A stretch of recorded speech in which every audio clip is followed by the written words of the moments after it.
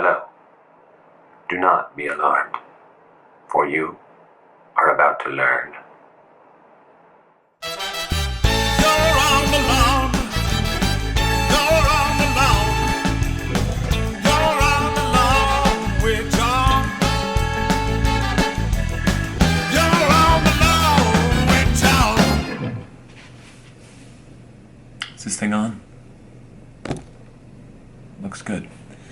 All right. Hey everybody, you are on with John in a cheap hotel room. All right, it's not that cheap, just kind of looks like it.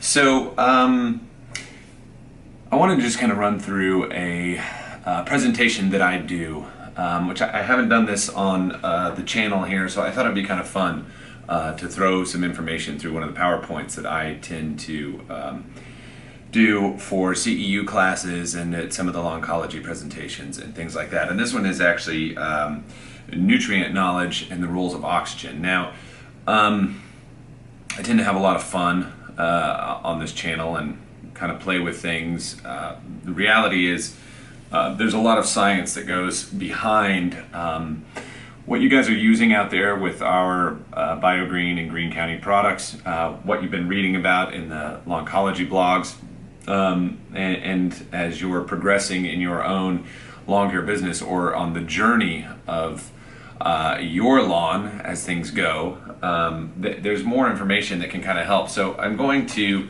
sort of do an abridged version of this particular presentation to see if I can expand a little bit on why certain nutrients work the way they do, what is the most available in different systems, and kind of what our role is here in facilitating greater uptake of nutrients. So I kind of would jump right into that. So first things first, plant makeup, very important to understand, and I think that people kind of get this a little bit confused. So there are 16 essential elements for plant growth and health, okay? Carbon, hydrogen, oxygen, nitrogen, phosphorus, potassium, calcium, magnesium, sulfur, boron, chlorine, copper, iron, manganese, molybdenum, and zinc. All of these are vital in roles. Now there are other elements out there that can go into plant: selenium, nickel, cadmium. You've got all these different things. Actually, nutritionally, selenium is missing from a lot of diets, and that's because it's not a nutrient that's reapplied back into plants. But for the sake of this is essential in the role and development.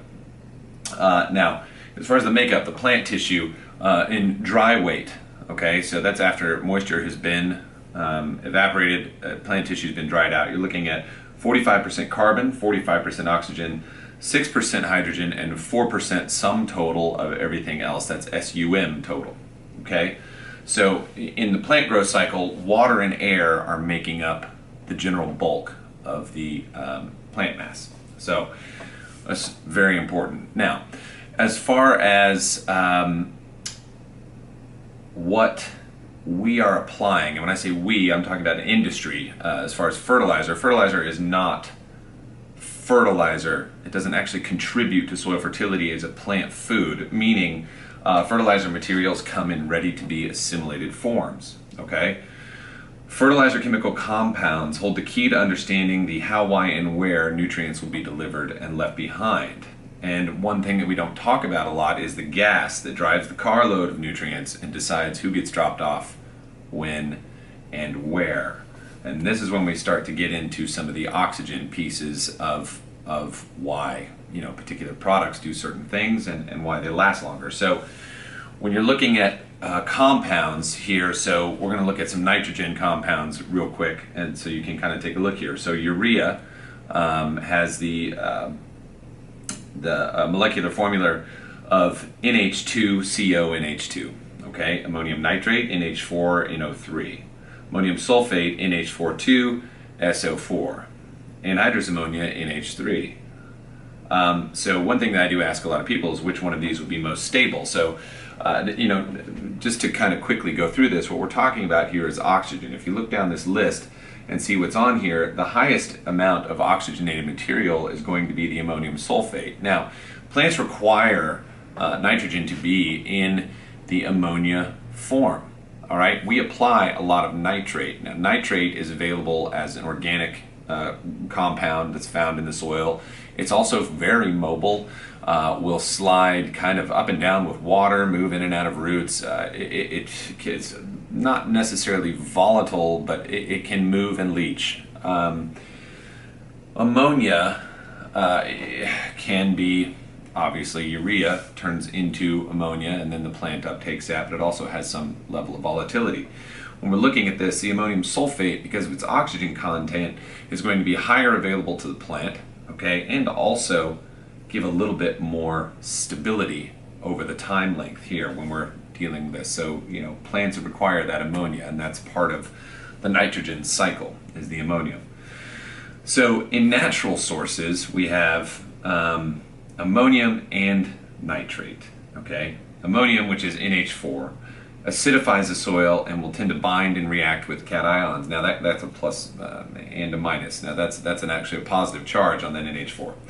Nitrate, which is NO3, does not bind with cations and moves with water freely into plant roots. So there's the one that's kind of going in and out and fluctuating with water tables and rainfall.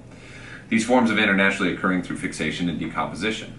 Now, this is where it kind of gets fun, is when you're dealing with organic matter in the soil, 1% organic matter will give you the availability of 20 pounds of free nitrogen annually because of the biological functions, its ability to sort of decay and grow and do what it needs to, releasing that nitrate and ammonium through bacterial roles. So increasing organic matter becomes somewhat paramount here to get up to a level to where nitrogen is cycling, made readily available and usable to your plants all the time without very little inputs. So that's very important.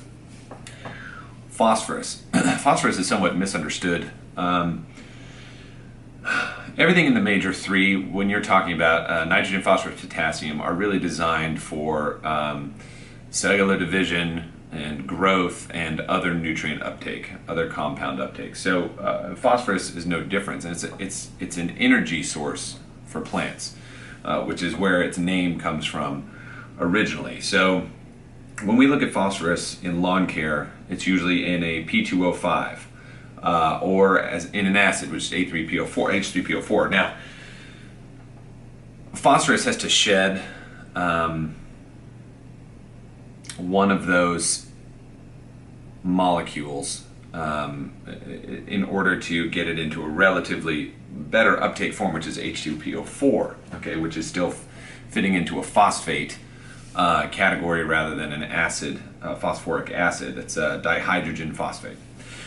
And that material is more readily available. Well, what happens is phosphorus has a balancing act that'll happen when there is phosphate and phosphoric acid, and you have these different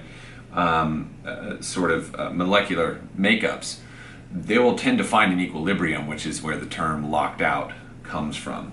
So when we see plant uptake of phosphorus, typically it's only between 10 and 13%, and that's not very much when you're applying a pound and you're only really realizing 1/10 of a pound, and the rest gets locked out. Now, through the biological roles that we have and through the changes in water tables and how things sort of switch and move around, that phosphorus can be made available, but when we're testing for it, we're typically testing for it in this H3PO4. So you don't get to see the whole picture oftentimes because we're just looking at a soil test is going to be what's available right now, not what is potentially available. So that there's potential in all of this. But now you can also see a lot of oxygen here being applied in this particular instance. Okay, so potash, same way. Now I started this with my favorite down to kind of moving through. Sulfate of potash, which I believe is the best form you can be applying to a lawn, readily available. It is the most expensive when you're looking at it as a per pound item when putting it out there, but it also is more effective. Salt index is the lowest, even though potassium is a salt and it's an electrolyte, so it can control water as it moves in and out.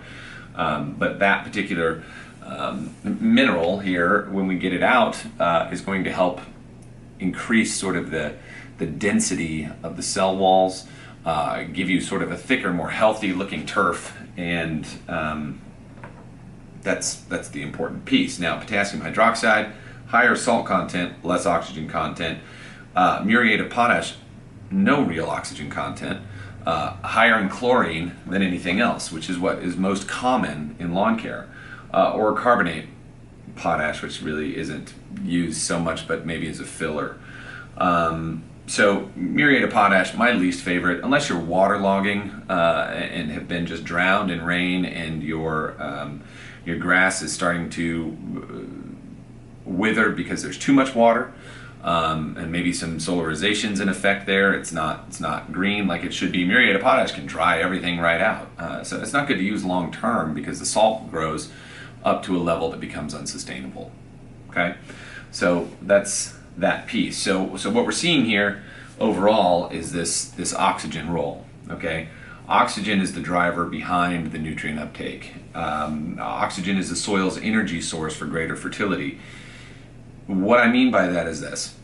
Now, plants produce oxygen in the role of photosynthesis and respiration. They exude oxygen gas, and that comes out also oxygen and hydrogen will come out through root zones, and the hydrogen is actually changing with the cations to move more nutrients back up into the plant.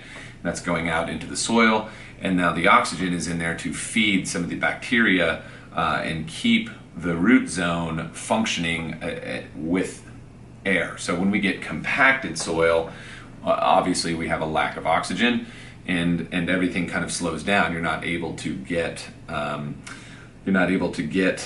the nutrient movement in compacted soil because the oxygen is no longer there. So the plants tend to wither and ultimately fail. So another thing that adds to this is thatch. Thatch can deoxygenate soil very quickly, deoxygenate root zones. Okay, think about a thatch roof. You go down to the beach in the Caribbean and hang out under a nice thatch umbrella. It could be raining, you're not going to get wet. Okay, hey, same thing happens in your grass. When your thatch layers get too high, it starts blocking water. Okay, which also means it blocks nutrients, right?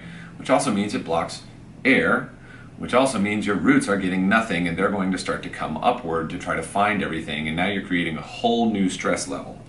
So typically your diseases are going to be born in that thatch layer, in the anaerobic area where oxygen is least present, because there's a new form of bacteria or fungi that have to take over for biological roles that are less effective than the aerobic kind. This is why we see those outbreaks of fungus in early summertime after having a good spring surge growth, and we've been mowing like crazy, and now all of a sudden we've deoxygenated the soil profile right there at the top just because we have too much grass laying in there that can't digest fast enough.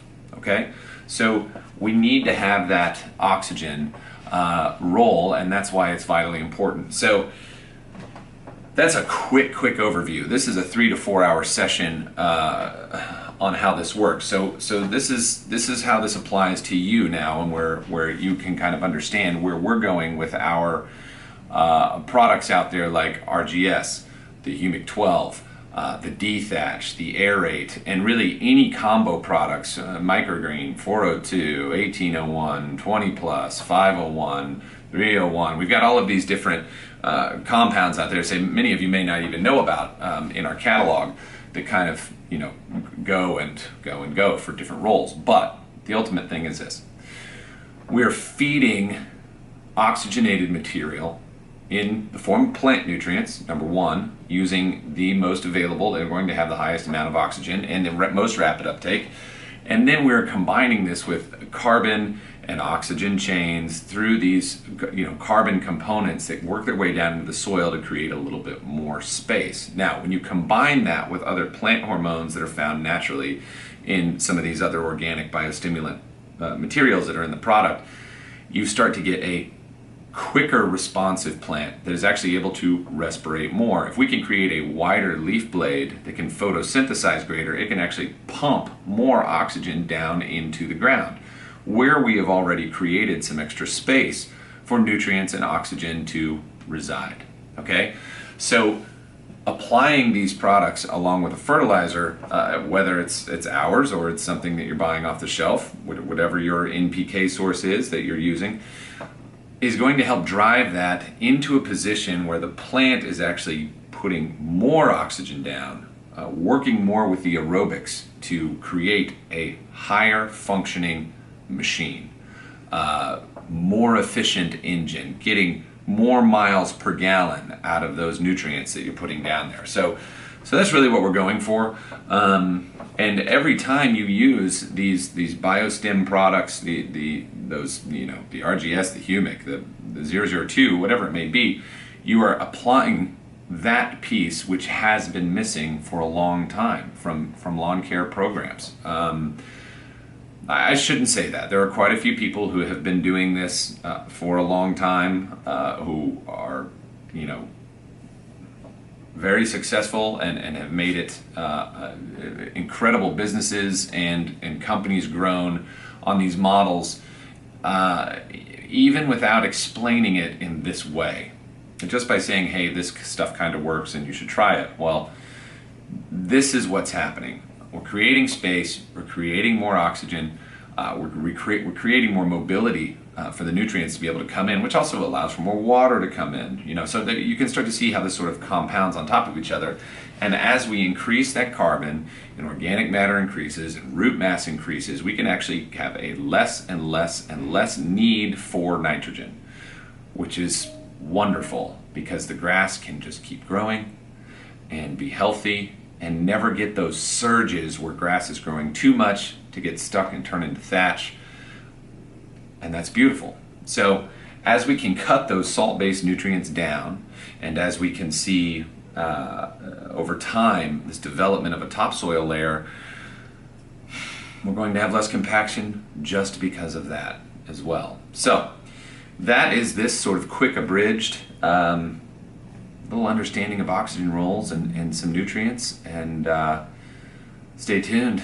More fun stuff coming up. I'm sure you'll be on the lawn with John again real soon, especially with some of these updates that are coming with properties that I've gone back to and things like that. So thanks again for watching, and we'll talk to you real soon.